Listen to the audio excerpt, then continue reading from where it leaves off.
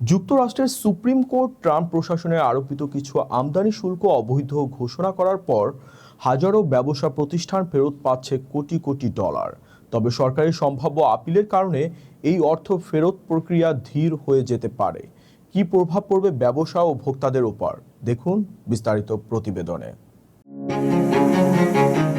যুক্তরাষ্ট্রের supreme court president Donald Trump প্রশাসনের আরোপিত বেশ কিছু আমদানি শুল্ককে অবৈধ ঘোষণা করার পর ব্যবসা প্রতিষ্ঠানগুলো ধাপে ধাপে অর্থ ফেরত পাচ্ছে। ছোট বড় হাজারো কোম্পানি ইতিমধ্যে কাস্টমস অ্যান্ড বর্ডার প্রোটেকশন বা সিবিপির মাধ্যমে ফেরতের জন্য আবেদন করেছে।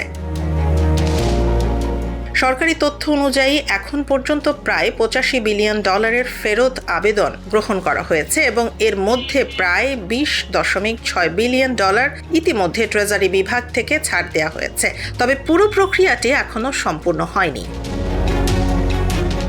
এদিকে মার্কিন বিচার বিভাগের পক্ষ থেকে জানানো হয়েছে তারা একটি ফেডারেল আদালতের নির্দেশের বিরুদ্ধে আপিল করতে চায়, যেখানে বলা হয়েছে সব যোগ্য আমদানিকারককে শুল্ক ফেরত দিতে হবে।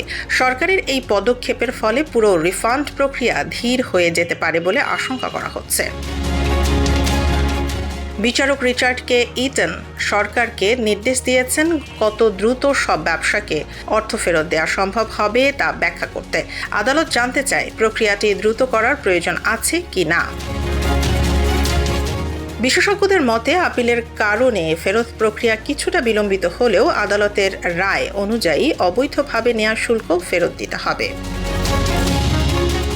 এদিকে কিছু বড় কোম্পানি জানিয়েছে তারা পাওয়া অর্থ ব্যবহার করবে পণ্যের দাম কমাতে বা আর্থিক চাপ কমাতে। তবে ছোট ব্যবসাগুলো বলছে এই অর্থ তাদের টিকে থাকার জন্য অত্যন্ত গুরুত্বপূর্ণ।